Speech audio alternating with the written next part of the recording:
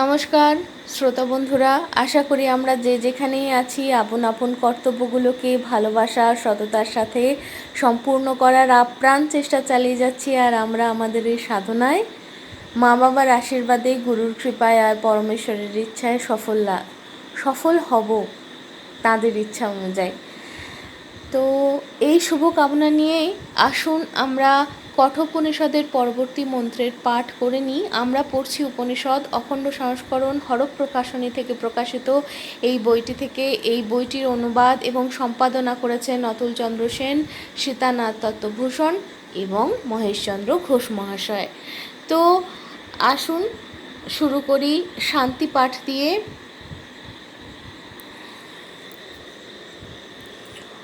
ওং সহ নাবধতু সহনৌ ভুনক্তু সহ বীর্যং করবাবহৈ তেজস্বী নাবধীতমস্তু মা বিদ্বিষাবহৈ। ওং শান্তি শান্তি শান্তি। অর্থাৎ আচার্য ও শিষ্য আমাদের উভয়কে ব্রহ্ম তুল্যভাবে রক্ষা করুন। ব্রহ্ম আমাদের উভয়কে বিদ্যাফল যেন তুল্যভাবে ভোগ করান। আমরা উভয়ে যেন সমভাবে বিদ্যালাভের উপযুক্ত বীর্য সামর্থ্য অর্জন করতে পারি।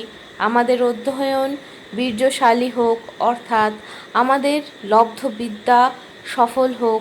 আমরা যেন পরস্পরকে বিদ্বেষ না করি। আমাদের আধ্যাত্মিক, আধি দেবিক ও আধি ভৌতিক এই ত্রিবিধ বিঘ্নের শান্তি হোক। ওম।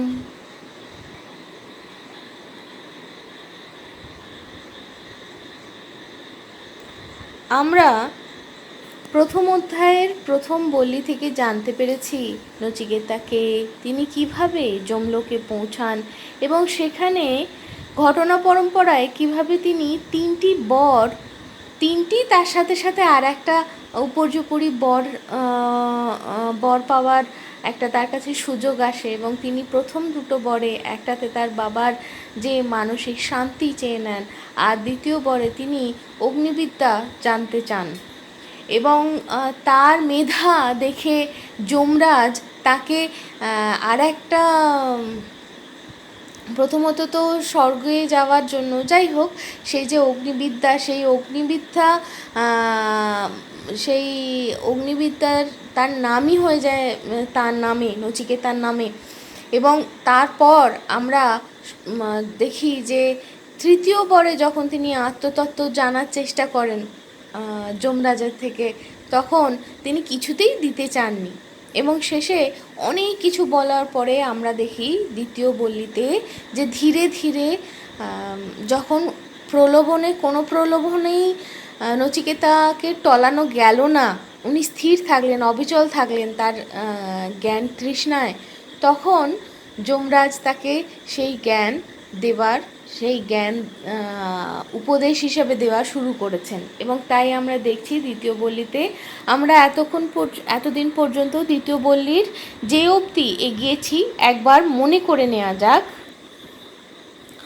অন্যৎ শ্রেয় অন্যদূতৈব প্রেয়স্তে উভে নানার্থে পুরুষং শিনিতঃ তয়োঃ শ্রেয় আদদানস্য সাধু ভবতি হিয়তে অর্থাৎ য উ প্রেयो वृणीते। श्रेयश्च प्रेयश्च मनुष्यमेतस्थौ संपरित्य विविनक्ति धीरः श्रेयो हि धीरो अभि श्रेयो वृणीते प्रेयो मंदो जोगोक्षेमाद् वृणीते।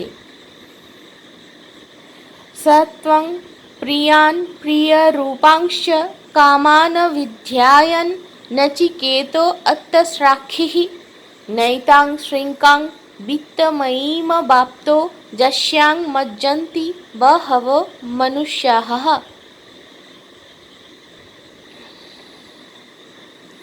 दूरमेते विपरीते विशुचि अविद्या जाच विद्येति ज्ञाता विद्याभीप्सिनं नचिकेतसं मन्ये न त्वा कामा बहवो अलोलुपन्त।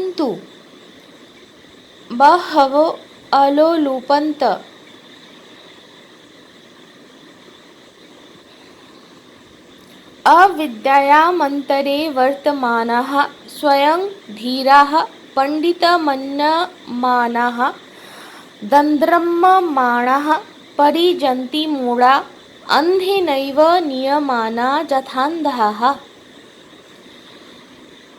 তো এই অবধি আমরা পড়ার ফলে জানতে পেরেছি যে নচিকেতাকে কোনোভাবে টলানো যায়নি দেখে এবার যমরাজ তাকে ধীরে ধীরে আদেশ করছেন, জানাচ্ছেন যে আত্মতত্ত্ব কীরকম, এবং সবার আগে তিনি বলেন যে প্রেয় অপেক্ষা শ্রেয় কর্ম করা কথা তিনি বলেন।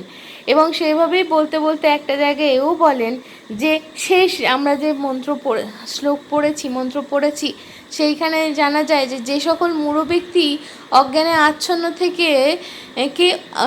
থেকে মানে নিজে তো অজ্ঞান, তারপরেও সে যখন নিজেকে খুব বুদ্ধিমান বলে মনে করেন তাদের অবস্থা সেই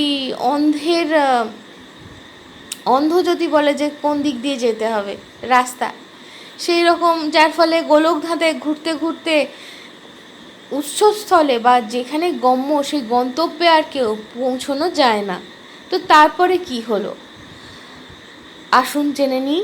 না সম্পরায়ঃ প্রতিভাতি বালং প্রমাদন্तं বিত্তমোহেন মূঢ়ম অয়ং লোকো নাস্তি পর ইতি মানি পুনঃ পুনর্বশমাপদ্যতে মে।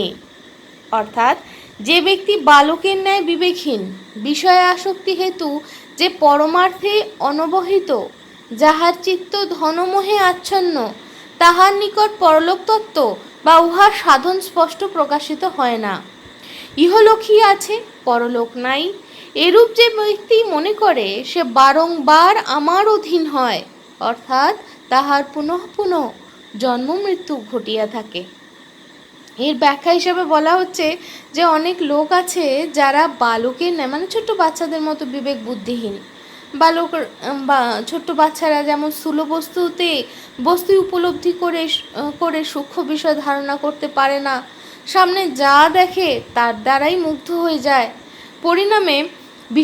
পরিণামের বিষয় চিন্তা করে না, সেরূপ এই স্থূল বুদ্ধি লোকেরাও আপাত রমণীয় ধন জনাদি বিষয়ের প্রলোভনে মুগ্ধ হয় এবং পরিণামের বিষয় চিন্তা করে না।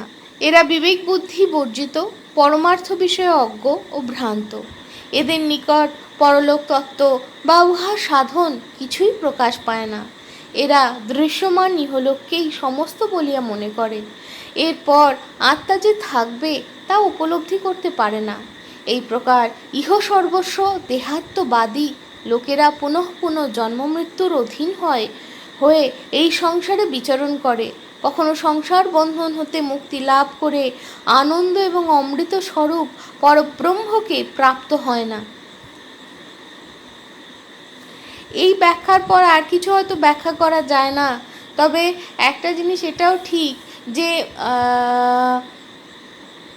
গীতায় একটা জায়গায় বলা হচ্ছে, গীতার 2য় অধ্যায়ে, যেখানে সাংখ্যযোগ সম্বন্ধে অর্জুনকে জ্ঞান দান করছেন শ্রীকৃষ্ণ, সেখানে একটা খুব সুন্দর কথা বলা হয়েছিল যে বলছেন যে তুমি কাউকে শোধরাতে যেও না, যেটা ঠিক সেটা শুধু করো, তুমি কাউকে শোধরাতে যেও না। আমি আজ এইটা পড়তে গিয়ে হঠাৎ আমার মনে হলো যে হ্যাঁ তাই তো, যে এইভাবে মানে বিবেক বুদ্ধিহীন হয়ে যে সমস্ত দেহ সর্বস্ব বলবো না, মানে স্থূল জিনিসেই যে মত্ত হয়ে রয়েছে, তাকে ভালো মন্দ বোঝাতে, মানে আমি হয়তো বোঝানোর চেষ্টা করছি, কিন্তু তার বুঝতে গেলেও তো আগে সেই ভারগুলো তাকে খালি করতে হবে।